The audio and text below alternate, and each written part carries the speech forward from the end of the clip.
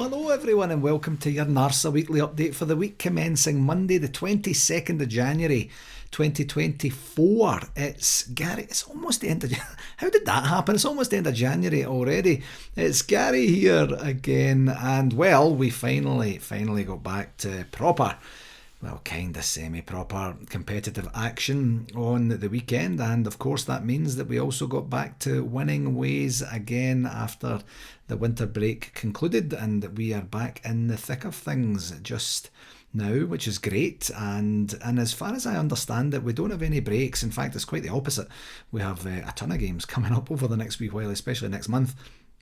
But we don't have any breaks until I believe the middle of March, and that's when the playoffs for the forthcoming international Euros are going to take place, and then we'll see who makes the final cut in those. So we have just less than 2 months to really shape our season and see what the remainder of the season is going to bring us. You know, it's a case of, for me anyway, so far so good, and of course we could have really done without the absolute hullabaloo that we had at the beginning of the season with the mess that Michael Beale and his staff had managed to get the squad and the team into. But Philippe Clement and his team have come in and done the exact opposites. They played a great game of the opposites game, and they've got us to qualification for the last 16 of Europe and the first trophy in the bag as well. So it would be nice to add another 3 trophies to that. I'll accept 2,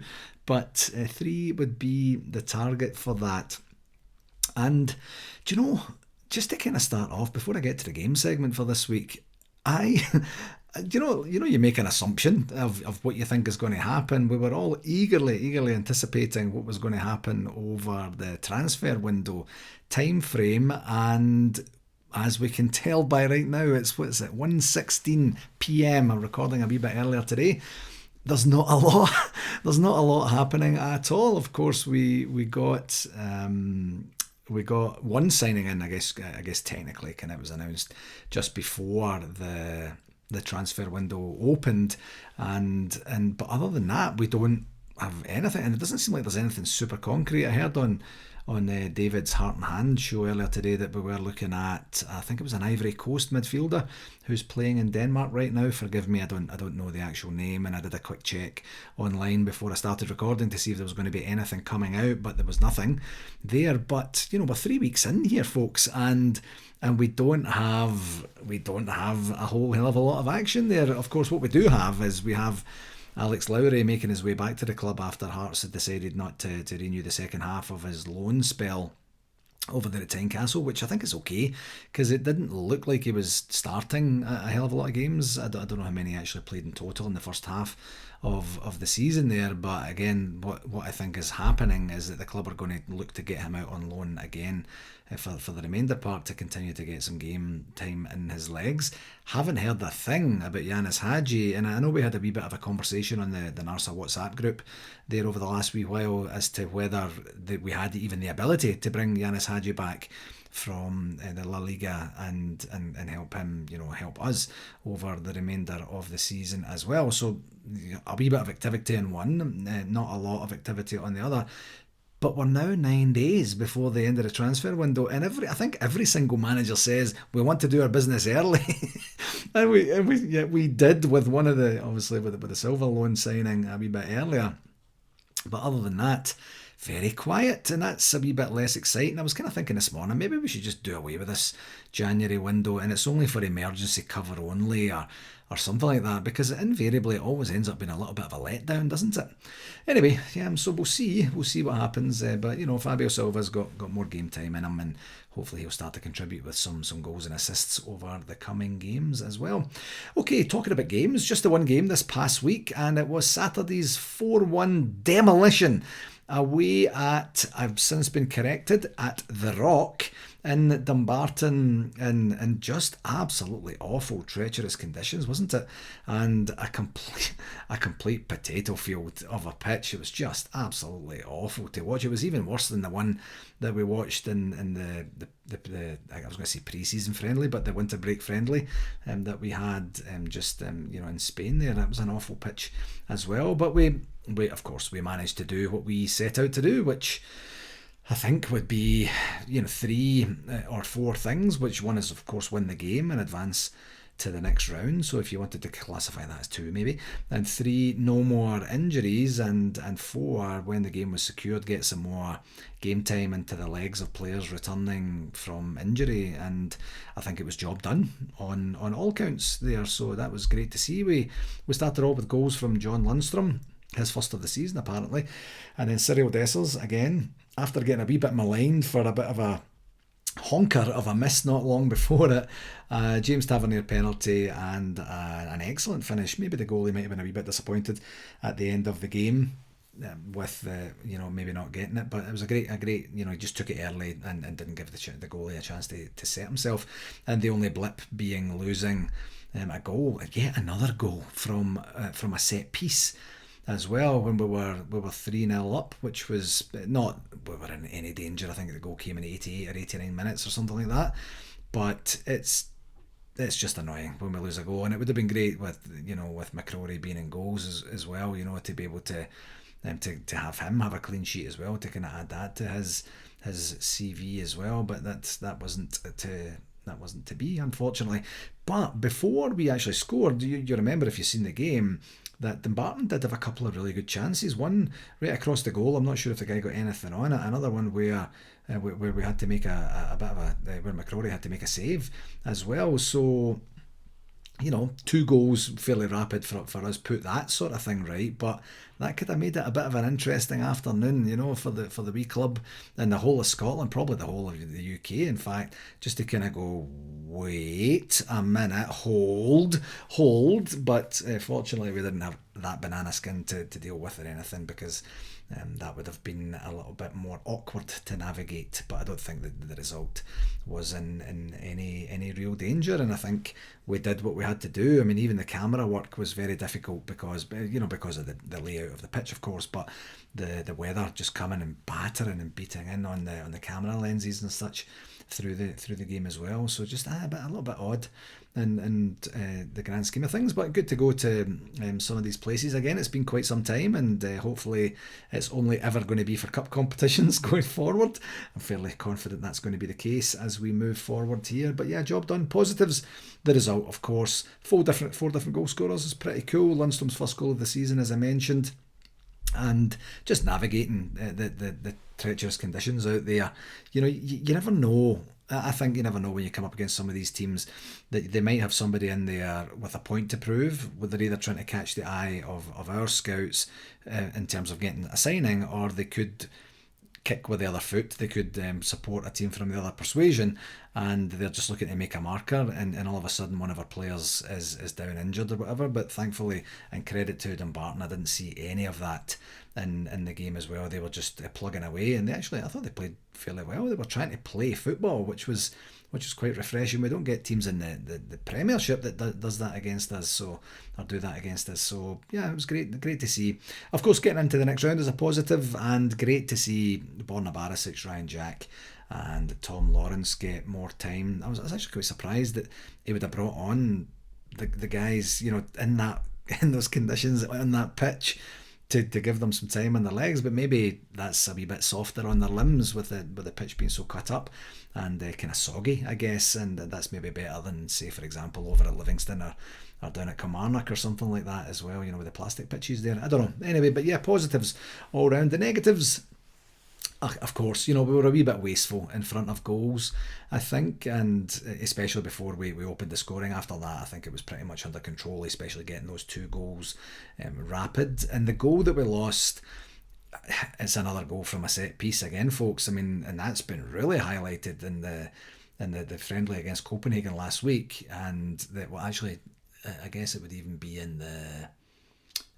friendly against Hertha Berlin the week before as well. We're losing a lot of set piece goals right now, and I'm sure that's not going to be lost on the manager and the coaching team as well. But on this one, Borna Barisic just completely got off on the wrong foot and didn't get goal side properly enough to track his man, and the guy just popped it in. So, good for him, I guess, and it makes the scoreline a wee bit something that would be pleasing to the eye for the Dumbarton fans, I am sure. But other than that, nothing really negative to talk about there.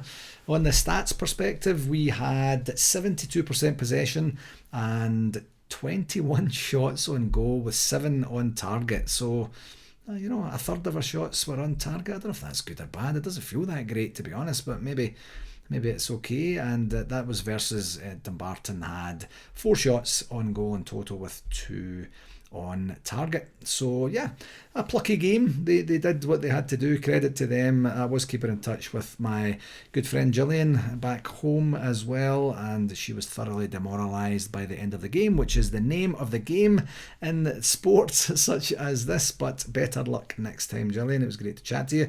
On the referee watch, Alan Muir, I don't think he did anything wrong from what I can recall. And interestingly, no bookings, and that maybe kind of goes to the point I was making earlier about Dumbarton approaching the game in a professional manner and looking to just play football and enjoy the occasion. And there didn't seem to be any real hassles or aggro in that as well, which was great. And I think, it was, do you know what it was? It was actually interesting. I think he did the right thing with the penalty. It could have been easy for him not to see that as a penalty, but he very kind of demonstrably had pointed to say, no, the guy took him down, kind of try to give him a dead leg, which I thought he did well. But the interesting part was that there was no VAR at the game, and it just made me wonder that now that VAR's been in for a year and a quarter almost, or something like that, almost there, that I wonder if the refs now are kind of like, oh, I kind of missed that. I just got used to using it so often that what happens when I actually don't have it as well. Or maybe the refs are up and down the divisions and they kind of get used to the fact that sometimes it's there, sometimes it's not 100% sure. But it was kind of interesting. Thankfully there was nothing that needed to come back to VAR, or nothing that could have been proven or disproven through VAR as well. So I think that worked out relatively well as well. 2 games this... Oh, actually, I should go back. What does that mean? That means we're in the next round of the Scottish Cup, of course, and you'll know by now that we drew against Ayr at home, and those matches are going to be played on the weekend of February the 10th or 11th, maybe even the 9th. They might even go to the Friday, who knows. But yeah, good, nice to have a home tie, nice to have a team against against a team from the lower division. Come on, Gary, get it right. And that should be good enough for us to progress through to the latter stages of that one as well.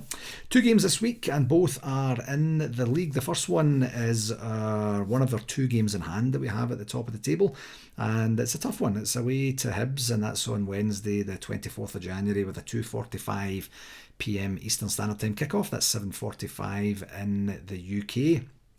And interestingly enough, the last time we played them was in late October, and we won 4-0. That was a 4-0 win at Ibrox, and it was Philippe Clement's first game in charge, and the victory came via 2 goals from Abdullah Sima, 1 from Nicola Raskin and Cyril Dessers as well. So yeah, 4-0 victory. I would take that again, please. That would be kind of handy. The good thing is we know that Hibs are going to come out and play.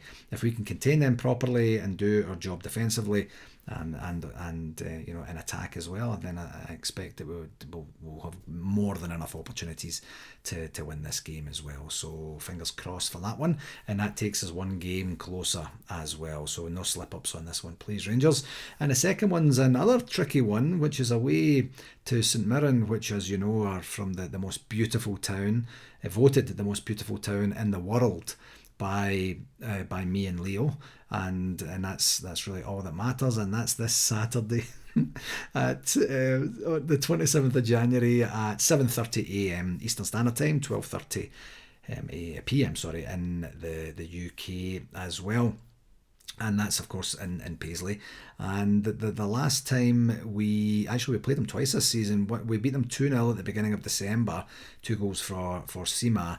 And then we had that victory just before Philippe Clement arrived in what was Stephen Davis's last game in charge. And that was a 3-0 victory in October with 2 goals from James Tavernier and 1 from Sima as well. And interestingly, so someone haven't scored against us yet this season, and that was the game, if you remember back, if you're a regular listener to the pod, that was the game where we came on the back of I think it was the Limassol defeat, wasn't it?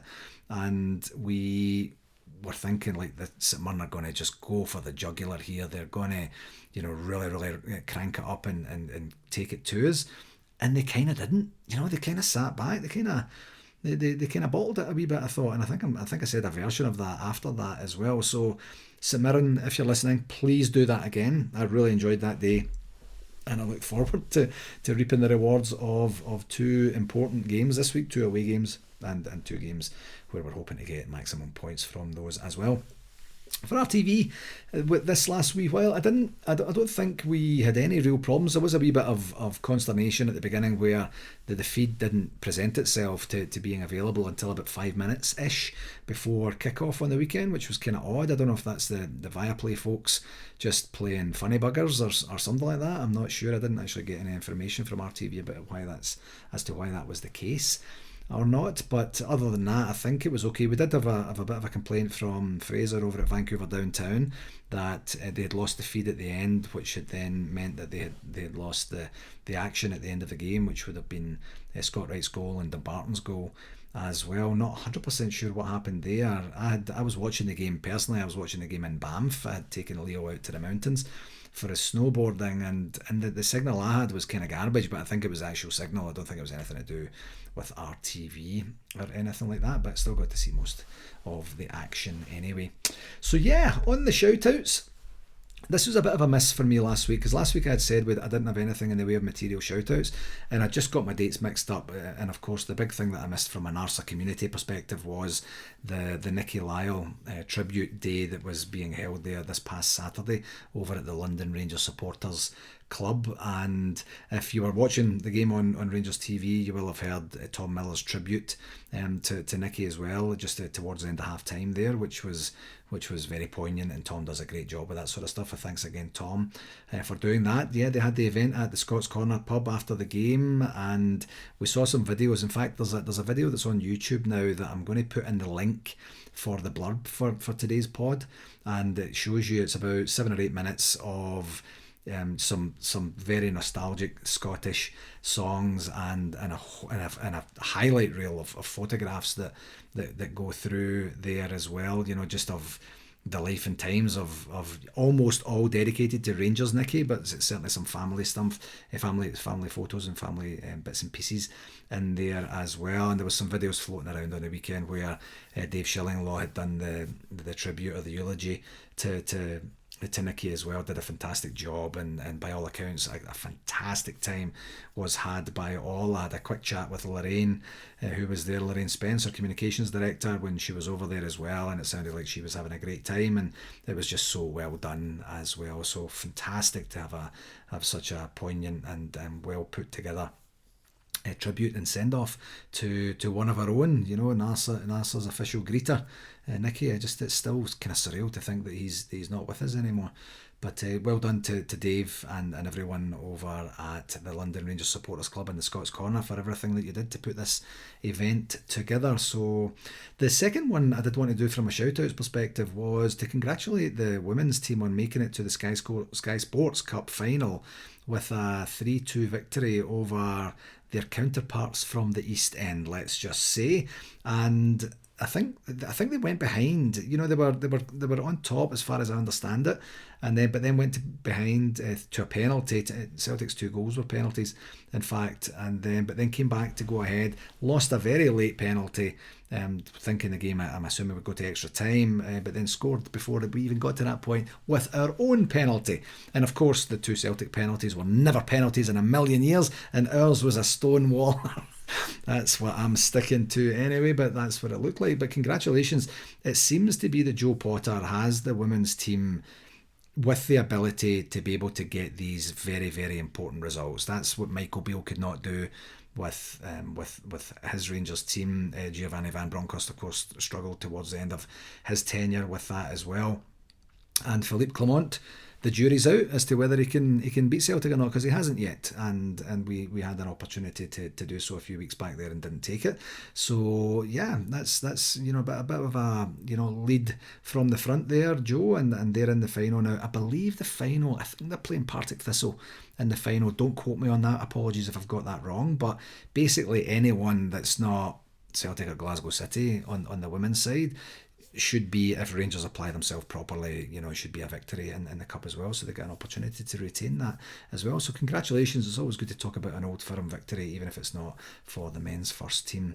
And from a very poignant perspective on the shout-outs for this week, I just learned that this morning, and I kind of had a rough idea of when it was going to be, but no idea of the specifics, that Rangers legend Willie Henderson celebrates his 80th birthday this week, this Wednesday, in fact. So what I'll do is I'll make sure that I get a message over to him. Anybody else that has his contact details, I would encourage you to do the same. I'm sure he'd love to hear from you on Wednesday, just to wish him a happy 80th birthday. And the reason I was saying that I knew that it was coming up is when he was at the convention with us in June last year, he kept talking about when his 80th birthday was, but he was kind of vague about it. I'm like, he's like, I'll be 80 soon, son. I'll be 80 soon. And I'm like, what does soon mean? When is it? He's like, it's not long now. And I'm like, cool. What does long mean? It's just a wee while from now. And I'm like, okay, you don't want to tell me. That's fine.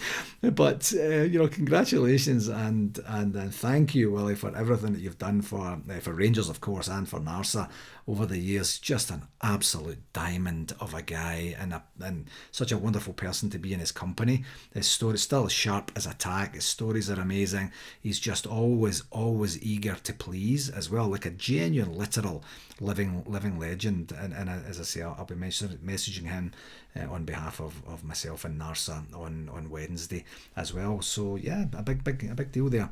And just one other wee reminder about the Alan Frew concert that's taking place on the 17th of February, which, that's less than a month away. It feels like I've been mentioning that for ages too. And that's out in Toronto there as well. From a convention update, we have had a wee bit of dialogue from one of the hotels. I've got some time set aside this week to start to get the dialogue going properly. I know I said I wanted to get it done and dusted and signed by the end of last year.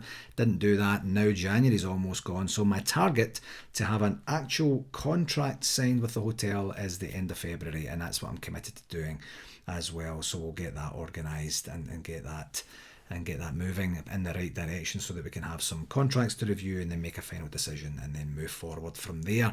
Just another reminder for the ORSA convention on the Sunshine Coast Rangers Supporters Club in Queensland, Australia, from the 29th of February to the 3rd of March this year. I did see something online, I think it was, this past weekend where they've confirmed that Bomber Brown, John Brown, is going to be a guest there as well. We had Bomber back in, what would that be, 2010, I think it was, in Las Vegas, and what an exceptional guest he was. What a firm handshake as well. My hand's still sore from that. He takes no prisoners in everything that he does, and one of them is the handshake as well. But a great guest, so a fantastic coup for Billy Brownlee and the boys and girls over there to get that done. I'll keep the links on the blurb for the pod today, just to give an idea of the fundraising stuff, and if you can spare any funds for those, they would surely appreciate it. I'm absolutely sure about that. In another business perspective, we do have spring meeting that we're planning, and that's going to be on the 3rd of February, which now personally, selfishly, is a wee bit inconvenient because I didn't realise that was kind of going to be a bit of a party weekend, which I'll talk about next week and maybe the week after as well. So I will chair the meeting. I will absolutely host the meeting straight after. I'm not sure where I'm going to be. And we'll try and make it, of course, as efficient as every meeting that we try to host, and get through the business that we need to get through. So I did actually manage to give, maybe this should have been in the shout outs, I did manage to give the NARSA secretary Sandra Hawthorne a cardiac arrest earlier today, saying, hey, listen, is the meeting if we got everything all organised for the meeting tomorrow night, because on the past weekend there I convinced myself that we were meeting on the 23rd as an exec to get prepared for the meeting, as we always do. But I had already asked the executive if we could do it on the 30th.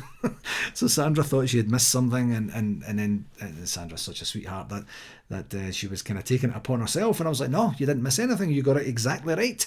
I am the one that's smoking crack at my side. So please forgive me, Sandra, for that. I didn't mean to give you any heart palpitations. But yeah, we do have an executive meeting on the 30th, and then that'll be the final part of getting our preparations and getting everything sorted that we need to get sorted.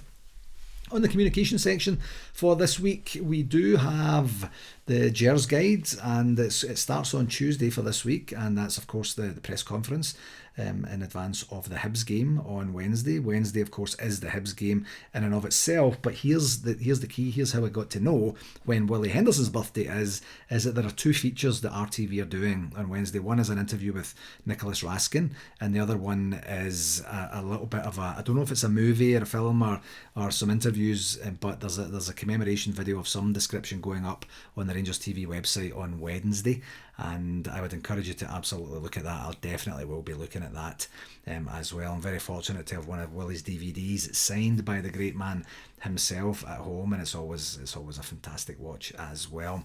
Nothing planned or scheduled for Thursday. Then Friday we have the press conference in advance of the St Mirren game, and on Saturday of course we have the St Mirren game, and there's also an interview that's going to drop on RTV with, I believe it's RTV, with Alex Ray and Brian Gilmore about the sort of stuff that's going on behind the scenes and such as well. And then on Sunday the Rangers women's team are in action away to Aberdeen, and that's at the Balmoral Stadium, wherever that is. I'm assuming near Balmoral Castle. Maybe it's even in the Castle grounds, who knows.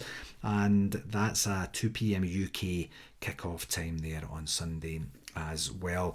Just from a kind of clean up, tidy up, housekeeping perspective, I think I've said perspective about 17 times on this pod today for some reason.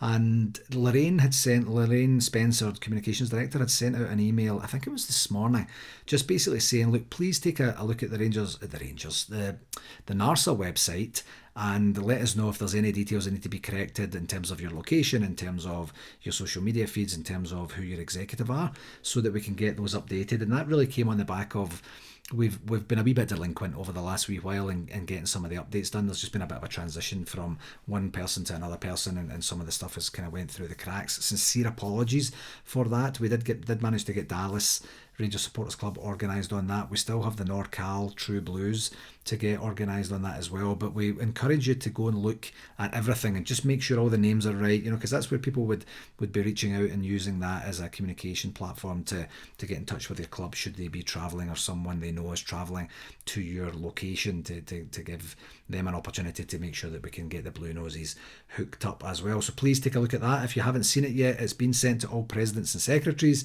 so that should then hopefully trickle its way down, or at least you could tap someone on the shoulder on Wednesday's game or Saturday's game to say, hey, listen, I noticed the website's wrong, we should get that updated, and get back to Lorraine and Connor with that information. Just another wee reminder that we do still have on the back burner an opportunity to get together with David Holmes and look at the story behind his One Voice book, where he chronicles his role in revolutionising Scottish football, and the appointment of Graham Souness and the resultant historical events that happened after that as well. I did say last week that we would be talking about this at the general meeting in February, where we would get an idea of what the members want to do. Would the members want to get together on a collective Zoom call with him and ask their questions? Do you want to feed the questions through me and I can do that on a podcast or interview of some description, or is there some other suggestion that you would come up with as well? Either or is okay, but we'd certainly like the members to get a bit of an opportunity